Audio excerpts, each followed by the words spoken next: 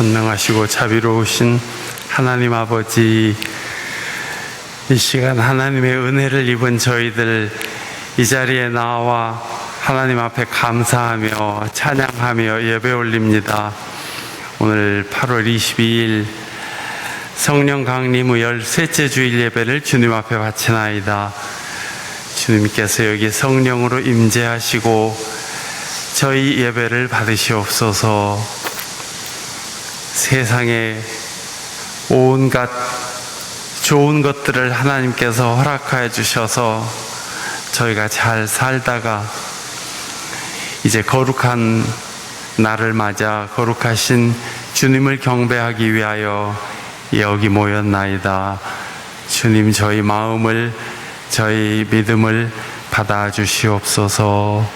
예수 그리스도의 이름으로 기도하옵나이다. 아멘.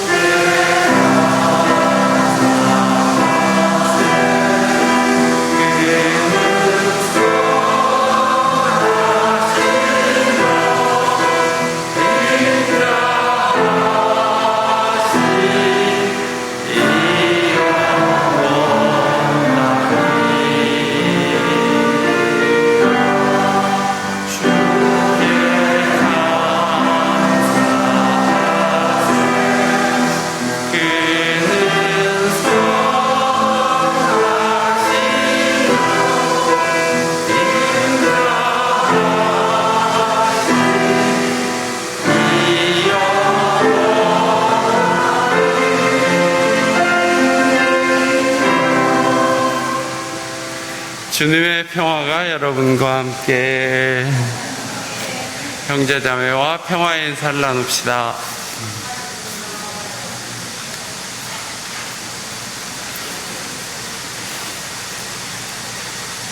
되도록 빈 자리에 오셔서 앉으시면 시원하고 좋으실 것입니다.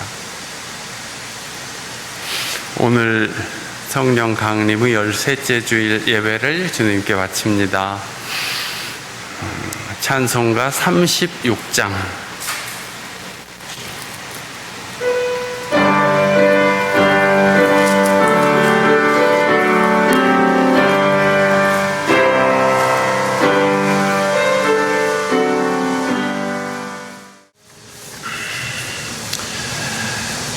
하느님 말씀이 우리 가운데 계시기를 빕니다. 지난 주간에 이런 글을 읽었습니다. 확신이라는 희망.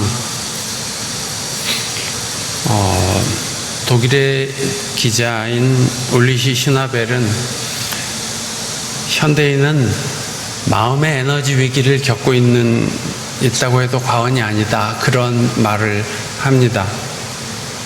사람들은 오늘 가진 것이 내일도 여전할까 의구심을 갖기도 하고 우리의 미래가 어떻게 될지 알 수 없어서 불안하게 여기기도 합니다. 앞날을 예측하고 애써 좋은 결과를 얻으려고 노력을 해도 예상과 다른 결과를 맞게 돼서 무기력에 빠지기도 합니다. 울리 슈나벨은 과학과 심리학과 철학을 공부하고 여러 인물들의 삶을 추적하면서 인간 삶의 동력이 도대체 뭘까 찾아왔는데 그가 얻은 해답은 확신이었습니다. 서아프리카의 사헬 지역에 거대한 황무지가 있는데 자연재해와 무분별한 개발로 인해서 땅이 점점 말라 황무지가 된 것입니다. 그곳에 기근이 찾아왔고 수많은 주민이 다른 지역으로 떠나갔습니다. 거기 사는 가난한 농부의 아들이었던 야쿠바 사와도고는 자기 사는 땅을 풍요롭게 해보고 싶었습니다. 그래서 몇십 년 동안 애써 식물을 심으면서 시행착오를 거듭한 끝에 불모지를 경작지로 바꾸는데 성공하게 됩니다.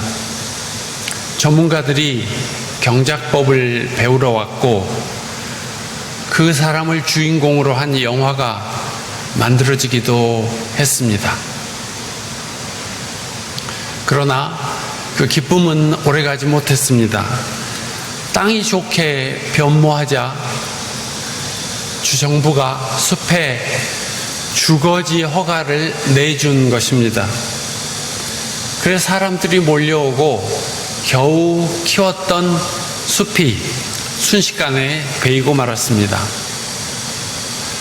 그는 사람들이 찾지 않는 다른 땅으로 옮겨가 또 모종을 심었습니다. 그리고 자식들에게 이렇게 말했답니다.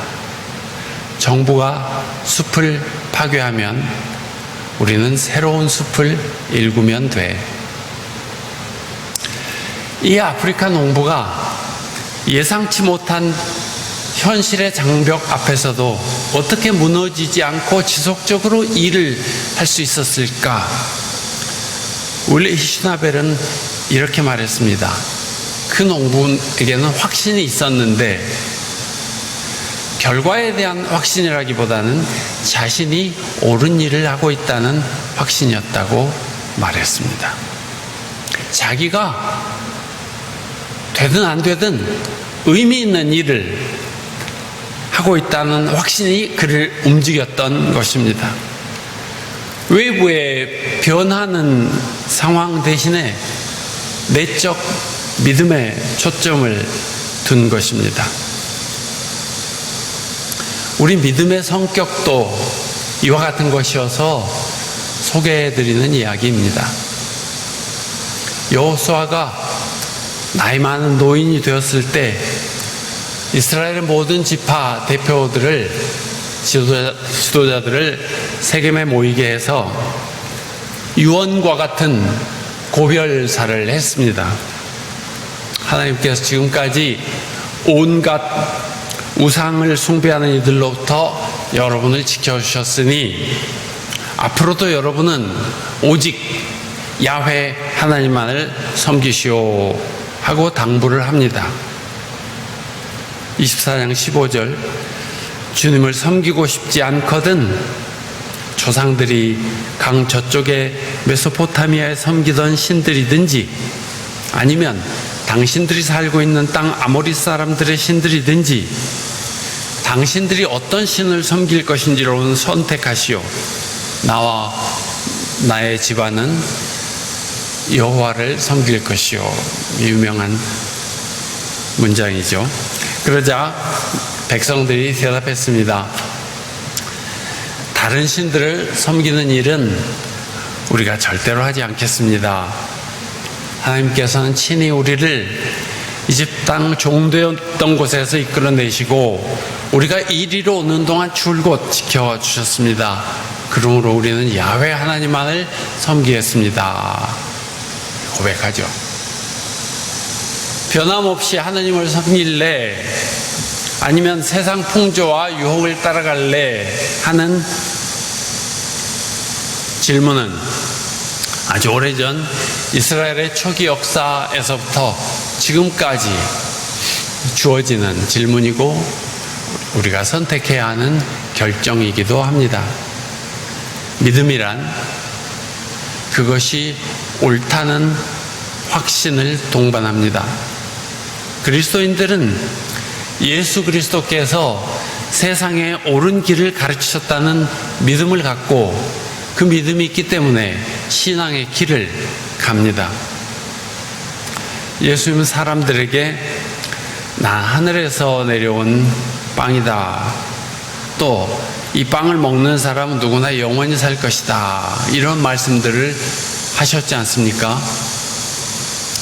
예수님의 이런 말씀들을 알아듣는 사람도 많이 있었지만 무슨 말씀인지 이해를 못하는 사람들도 많았던 모양입니다.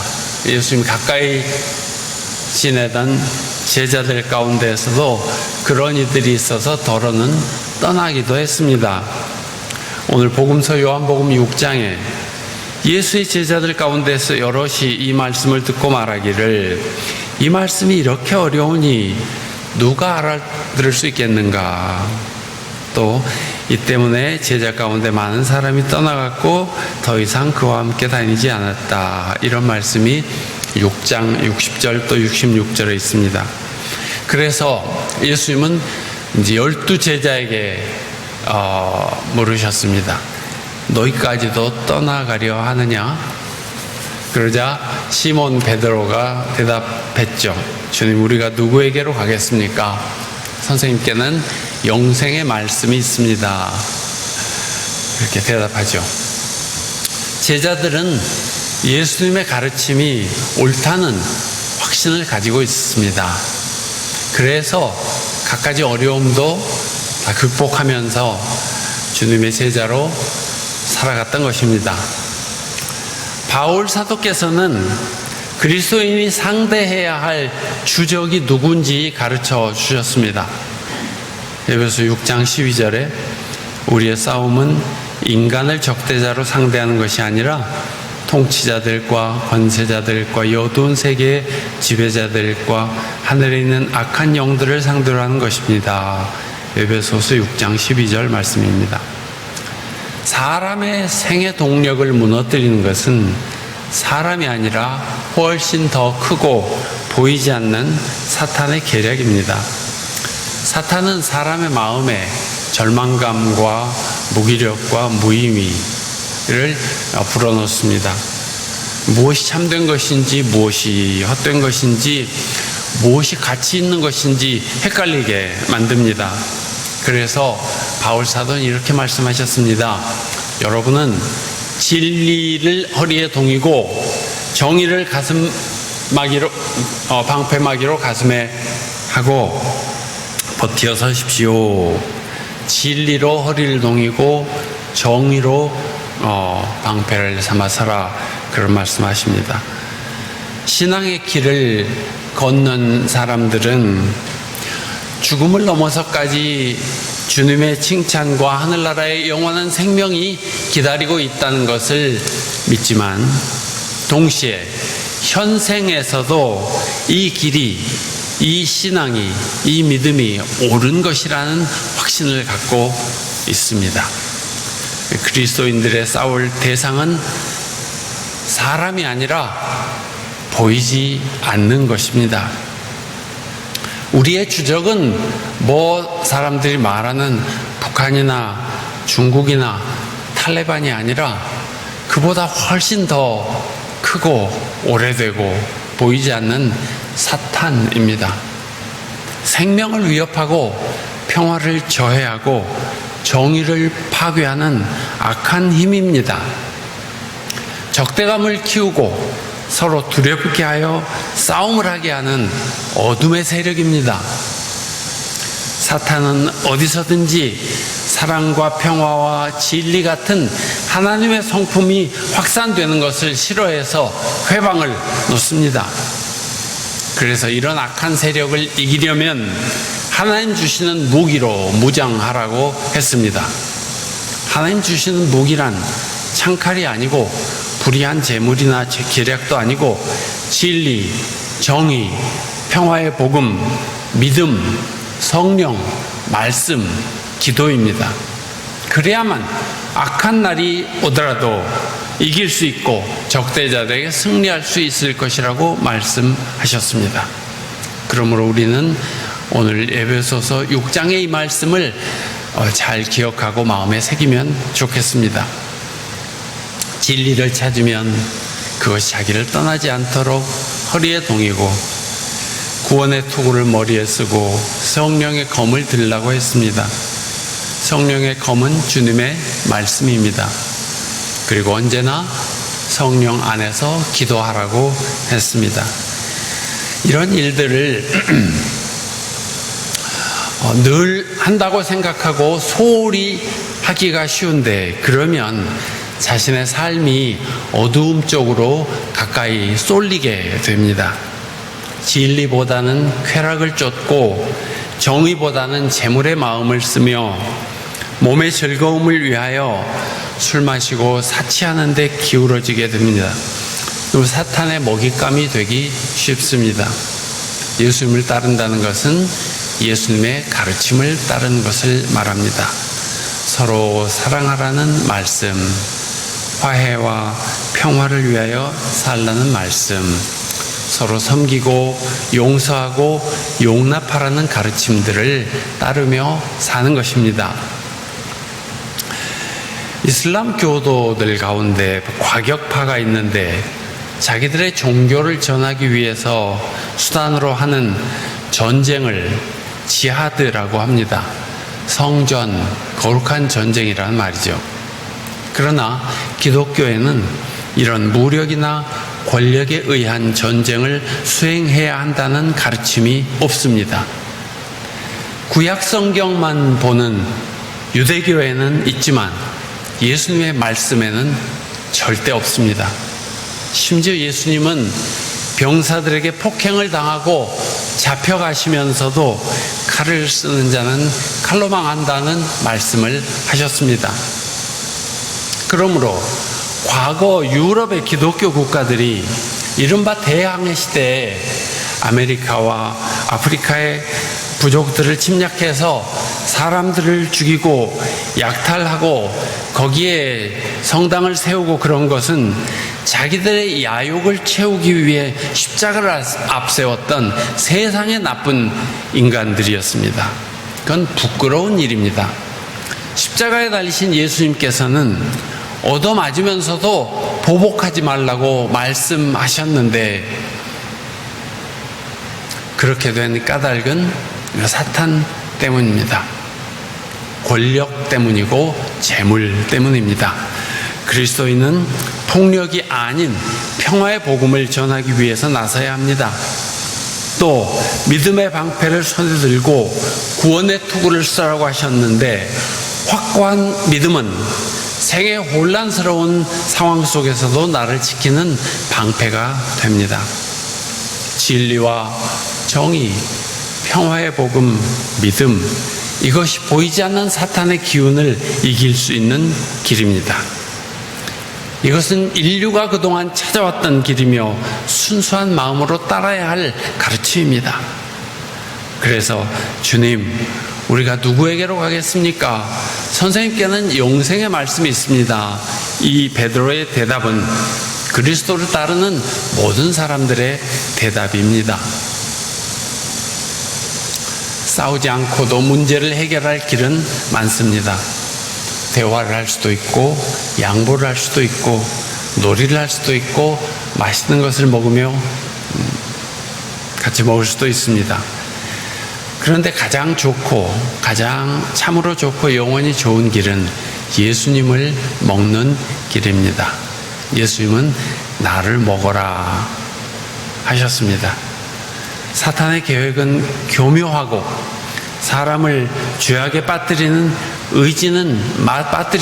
의지는 끈질긴데, 거기 대항해야 하는 인간은 연약하거나 감정적이기 쉽고 이기적이고 편협하기 때문에 예수님께서는 이렇게 말씀하신 것입니다.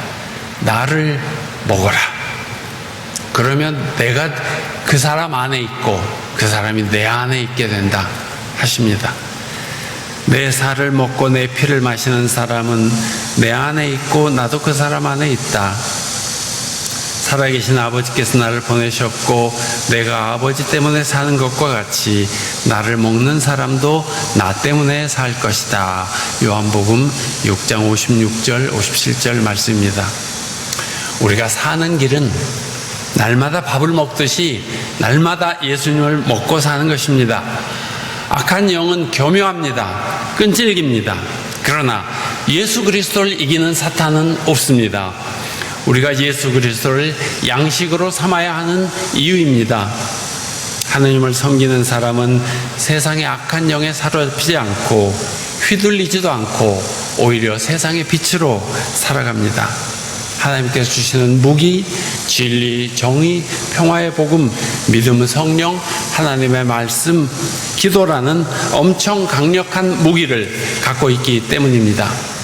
사람은 살아가는 동안 마지막까지 악한 세력에 혹하거나 악령의 도구가 되지 말고 영원하신 하나님, 온 우주 생명의 창조주를 믿고 그를 경배하며 그리스도의 뜻에 따라 살아야 합니다. 우리를 사랑하시는 주님의 가르침이 옳습니다. 예수님을 먹고 살면 거기에 참된 행복이 있습니다. 예수님이 생명의 양식입니다. 오늘의 말씀을 묵상하며 기도합시다.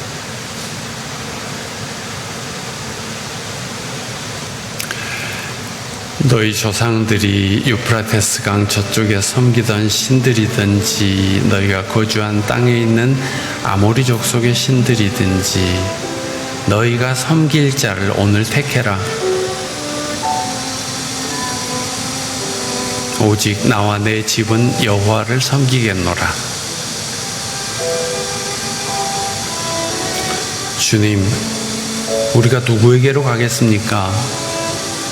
선생님께는 영생의 말씀이 있습니다.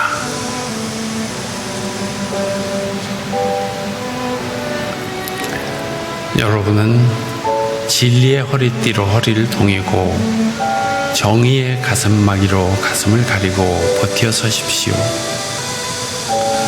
이 모든 것에 더하여 믿음의 방패를 손에 드십시오.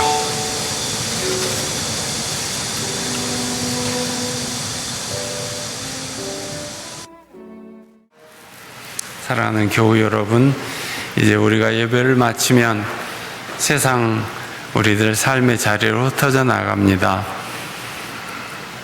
육신의 양식을 먹듯이 날마다 예수님을 먹고 살아가시기 바랍니다. 이제 이 세상에 오셔서 우리에게 참 생명의 길을 열어주신 우리 주 예수 그리스도의 은혜와 하나님 아버지의 놀라우신 사랑과 성령님의 도우심과 동행하심이 오늘 하나님께 예배 올리고 다시금 각자의 가정과 삶의 자리로 흩어져가는 주의 백성들 위해 늘 함께 계시기를 축원합니다. 아멘.